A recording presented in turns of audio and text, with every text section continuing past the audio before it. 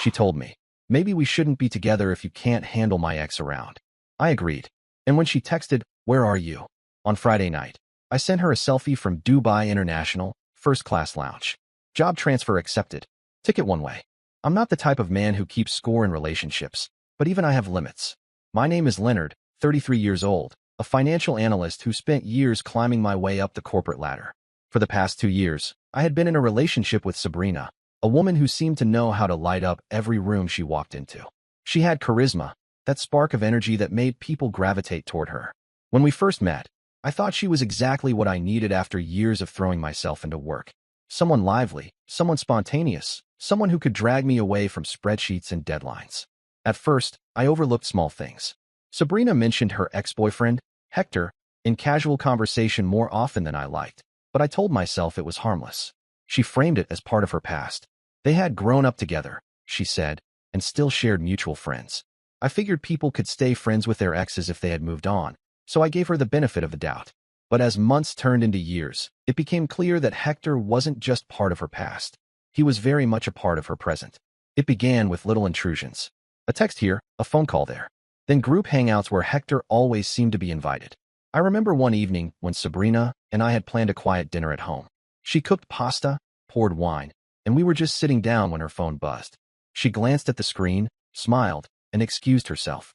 10 minutes passed. Then 20. When I went to check, she was in the hallway, laughing into her phone. I heard his name. She turned away quickly, muttering something about him going through a tough time. Dinner went cold. Friends noticed too. My colleague Martin once joked that Hector might as well be the third wheel in our relationship. I laughed it off at the time, but his words echoed in my head later. At gatherings, Hector would show up uninvited, claiming Sabrina told him about the event. He acted like he belonged, always too familiar with her, always testing boundaries. She brushed it off as just his personality. The first real crack in the relationship came during a party at a rooftop bar. Sabrina and I had been celebrating a small promotion I'd earned, and she insisted we join some of her friends afterward. When we arrived, Hector was already there. He sat too close to her, whispered in her ear, and the way she smiled at him, different, softer, made my stomach knot. When I confronted her later, she accused me of being jealous and insecure. That word, insecure, stuck with me. It was her favorite defense. If I so much as questioned why Hector had to be at every gathering, why his name lit up her phone late at night, why he still knew the passcode to her apartment door, she would turn it back on me. She painted herself as innocent and me as controlling. Months of this wore me down. I started doubting myself, second-guessing whether I was overreacting. But the pattern never changed. The last straw came on a Wednesday night. I had stayed late at work preparing a client report, and when I got home, I found Hector sitting on Sabrina's couch, eating takeout with her like he lived there. She didn't even look embarrassed. She greeted me casually, introduced him as though we hadn't already met countless times, and carried on like nothing was wrong. That night we argued. For the first time, I didn't hold back. I told her how I felt disrespected, how her constant closeness to Hector crossed lines, how it wasn't about insecurity, it was about boundaries. She listened silently, then put down her glass of wine, leaned back in her chair, and said words that cut sharper than anything before. Maybe we shouldn't be together if you can't handle my ex around. The silence that followed was heavy. I didn't yell. I didn't plead. I simply nodded. Maybe you're right. That was it. I saw her expression flicker, maybe expecting me to argue or beg. But I didn't. For the first time, I felt something shift inside me. The next day at work, everything changed. My supervisor called me in with unexpected news. The company was opening a new regional office in Dubai. They wanted someone experienced, someone reliable, to oversee the financial side. It was a huge promotion, more responsibility, higher pay, and the chance to build something from the ground up. But it also required relocation within a month. Most people would have hesitated, weighed the pros and cons. For me, it was an answered prayer. Sabrina had drawn her line in the sand. I didn't want to fight for a woman who made me compete with a ghost from her past. The job offer was my chance to leave everything toxic behind. I didn't tell her right away. Instead, I acted normal, going through the motions while quietly preparing for departure. I sold off unnecessary belongings, sorted paperwork, and booked my one-way ticket. Each step felt like a release, a quiet rebellion against everything that had been draining me for 2 years. Meanwhile, Sabrina grew more distant. She spent more time out with Hector, less time checking in with me. Her indifference made it easier to detach. I stopped asking questions. I stopped caring where she went. She seemed satisfied with that, mistaking my silence for resignation. Then came Friday night. She was out again, with friends, she had said, though I knew Hector was there. Around 10 p.m., as I sat in the airport lounge waiting for my flight, my phone buzzed. It was a text from her. "Where are you?" The timing was almost comical. She probably expected me to be sulking at home, waiting for her return. Instead, I lifted my phone, angled the camera, and snapped a photo. Me reclining in the first-class lounge of Dubai International Airport, boarding pass visible in my hand, glass of champagne on the table beside me. Underneath, I typed, "Job transfer accepted. Ticket one way." I hit send. For a moment, I just stared at the message thread. I imagined her face when she saw it, her smug certainty cracking, her illusion of control dissolving. No explanations. No drawn-out arguments. Just a simple, undeniable fact. I was gone. As boarding was announced, I felt lighter than I had in years. I walked toward the gate, each step carrying me further from a relationship built on disrespect and manipulation. I didn't know what waited for me in Dubai, but I knew what I was leaving behind, and that was enough. When I stepped off the plane into Dubai's heat, it felt like I was walking into another life. The airport alone radiated scale and ambition. Towers of glass and steel stretched out beyond the runways, and even at midnight, the city seemed awake. For the first time in a long while, I wasn't thinking about Sabrina or Hector. I was thinking about what came next. The company didn't waste time. They had booked me into a serviced apartment near the financial district, sleek and modern, with floor-to-ceiling windows overlooking chic Zayed Road. Within days, I was absorbed into meetings, strategy sessions, and endless introductions. The workload was heavy, but I thrived on it. My new role wasn't just about managing numbers. It was about shaping the future of an entire branch. After years of feeling undervalued in the shadow of Sabrina's dramas, I finally had a sense of purpose again. But ghosts don't disappear overnight. Sabrina's name still popped up on my phone. The morning after I sent her that airport selfie, she called me 11 times in a row. By the 12th, she left a voicemail, her voice trembling between rage and disbelief. She accused me of humiliating her, of running away like a coward, of blindsiding her with no explanation. I didn't respond. Over the following week, her tone shifted. The angry texts turned to pleading ones. Then came the long emails, carefully written, painting herself as misunderstood. She said Hector was just a friend, and that I had overreacted. She begged me to reconsider, promising she could set boundaries. I read every word once, then archived them. I had no intention of being pulled back into that cycle. Still, I would be lying if I said her absence didn't leave a hollow space. After 2 years, even dysfunction becomes routine. Some nights I found myself staring at the skyline from my apartment, wondering what she was doing. But those thoughts grew weaker each time I immersed myself in work. Dubai had a way of distracting you. The city buzzed with opportunity, fueled by ambition. My team was composed of sharp, driven people from across the globe. One of them, Mireille, stood out. She wasn't a co-worker exactly. She was an external consultant, a French-Lebanese lawyer specializing in corporate compliance. The first time we met, she cut through a heated negotiation with such calm precision that the entire room fell silent. She wasn't just intelligent. She carried herself with quiet authority, a presence that commanded respect without raising her voice. We crossed paths again when she was reviewing contracts for our office. I invited her for coffee as a courtesy, expecting small talk. Instead, we ended up discussing everything from business law to the hidden corners of the city. She showed me neighborhoods outside the polished business centers, places where culture thrived beyond the skyscrapers. For the first time since leaving home, I felt like I had a friend who wasn't tied to my past. Meanwhile, Sabrina wasn't letting go. A month after my move, she managed to reach me through a different number. I answered without recognizing it. Her voice was frantic. She accused me of ruining her life, claimed Hector had manipulated her, and said she had no one left to turn to. Apparently, Hector had been pressuring her into co-signing on investments that turned out to be loans. She admitted she was drowning in debt. I listened in silence. Every part of me wanted to say something sharp, to remind her how many times she had chosen him over me. But I didn't. I simply said, "You'll figure it out," and hung up. That call left me unsettled, not because I wanted her back, but because I realized how fast her world was unraveling. And part of me wondered whether Hector's business was even legal. He had always struck me as someone who lived on charm and shortcuts. I tried not to dwell on it. Life in Dubai demanded attention. My workload expanded, and with it, my influence. I began sitting at tables with regional directors, closing deals that would have been far beyond my reach back home. The company covered every comfort, housing, transportation, even social events designed to integrate us into the expat community. It was a golden cage in some ways, but one I welcomed. On weekends, Mireille introduced me to circles outside the corporate bubble. Artists, entrepreneurs, and academics gathered in tucked-away cafes, trading ideas late into the night. It was a side of Dubai most business travelers never saw, and it grounded me. Through those connections, I started investing in small ventures, tech startups, logistics services, always with Mireille's legal guidance. For the first time, my money wasn't just sitting in accounts. It was building something tangible. Sabrina's shadow returned in bursts. Another voicemail. Another desperate email. Once, she even tried reaching me through my sister back home. My sister forwarded me the message, unimpressed. Sabrina had written a sob story about betrayal, claiming I had abandoned her for luxury. My sister replied with one sentence, "He owes you nothing." That solidarity felt like a final nail in the coffin. Then came the twist. It was a Thursday evening. I had just wrapped up a long meeting and was preparing to head home when I noticed a missed call from an unknown international number. Minutes later, an email arrived. No subject line, just an attachment and a few words. "Thought you should see this." The attachment was a scanned document, loan papers signed by Sabrina, but with my name listed as guarantor. My heart sank.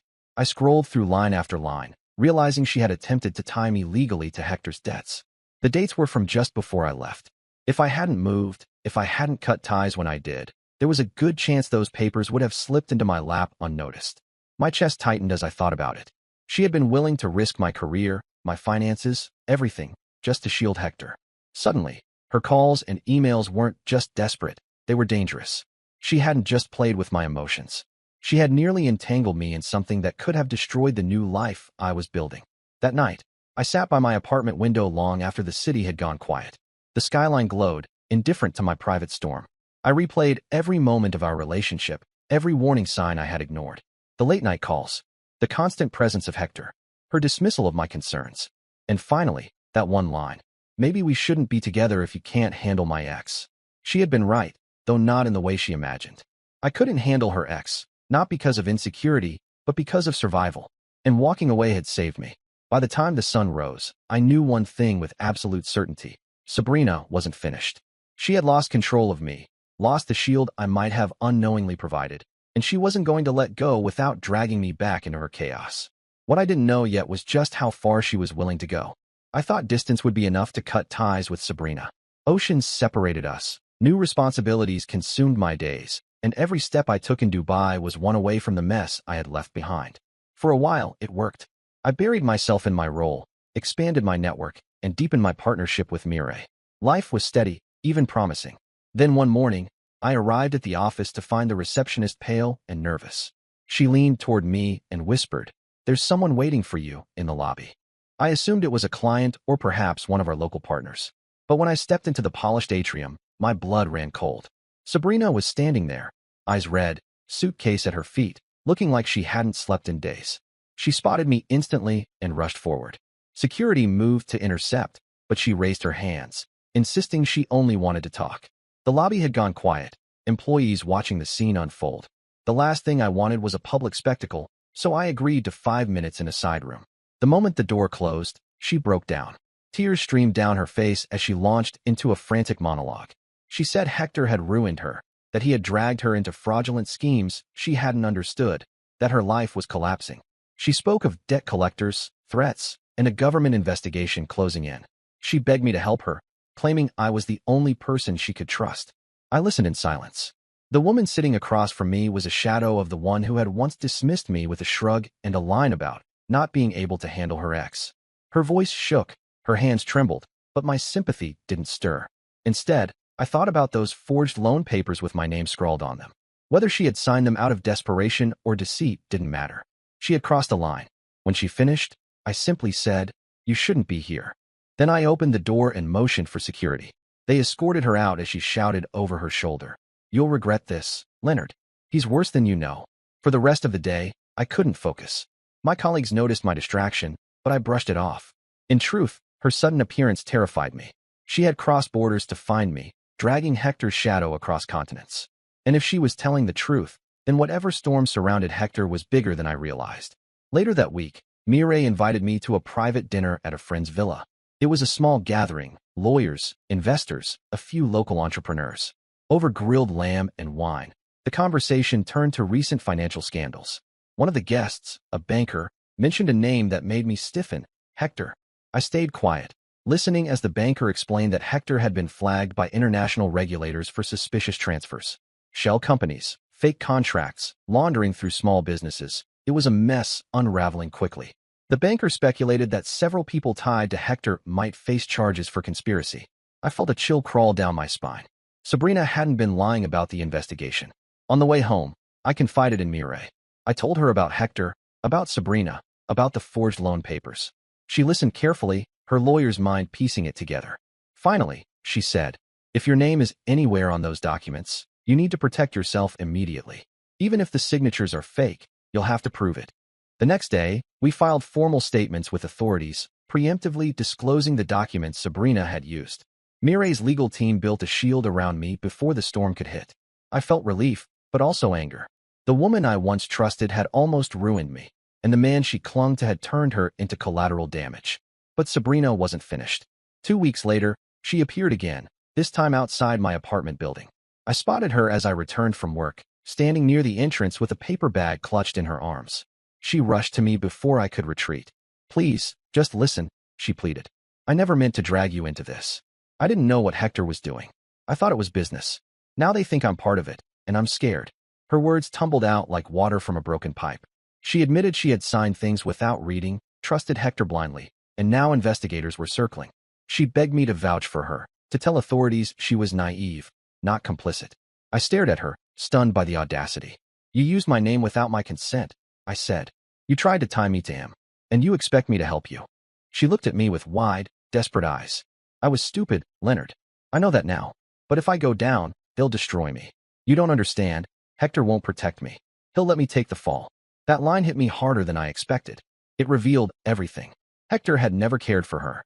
She was just another shield, another disposable pawn in his schemes. The same man she had chosen over me again and again had left her to burn. But sympathy is not the same as forgiveness. I shook my head, walked past her, and let the security guard at the door handle the rest. Her cries echoed behind me as the elevator doors closed. The following morning, I received a message from Mireille. Attached was a report. Hector had fled his home country. Authorities were tracking him, and Sabrina had been named a person of interest in the investigation. If she was found complicit, she could face charges of fraud and conspiracy. I sat back in my office chair, staring at the report. Karma doesn't always move quickly, but when it does, it hits harder than anything you could plan. Sabrina had once told me I couldn't handle her ex. Now that same ex had pulled her into a whirlpool she couldn't escape. And the irony? By leaving when I did, by walking away without drama, I had avoided being dragged under with her. Still, a part of me wondered, would she try again? Would desperation drive her to risk everything just to cling to me one last time? I didn't have to wonder for long. One evening, as I left the office, I noticed an envelope slipped under the windshield wiper of my car. Inside was a handwritten note. "They're coming for me. If you don't help, I'll tell them you knew everything."